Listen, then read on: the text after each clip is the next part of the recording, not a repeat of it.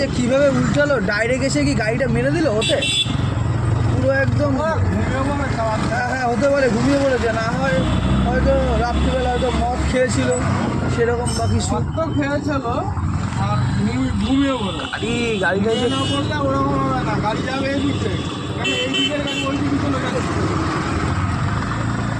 আর সেটাই তো, এদিকের গাড়ি ওইদিকে যাই কী করে? কী করো তুমি, কী করো? আমি বুঝতে পারছি না গাড়িটা বাঁ দিক থেকে ডান দিকে কীভাবে গেল। আর দেখো ডান দিকে গিয়ে কিন্তু ডাইরেক্ট একদম ডিসব্যালেন্স হয়ে কিন্তু পাল্টি খেয়ে গেছে।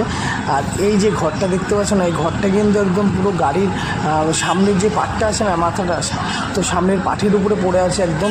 আর গাড়িটা তুলতে কিন্তু দুটো ক্রেন ব্যবহার করতেই হবে। দেখো ড্রাইভার হয়তো ঘুমিয়ে পড়েছিল হয়তো, আর এই গাড়ির মধ্যে অনেক মাল ছিল, তো সেই মালগুলো আস্তে আস্তে করে নামানো হচ্ছে।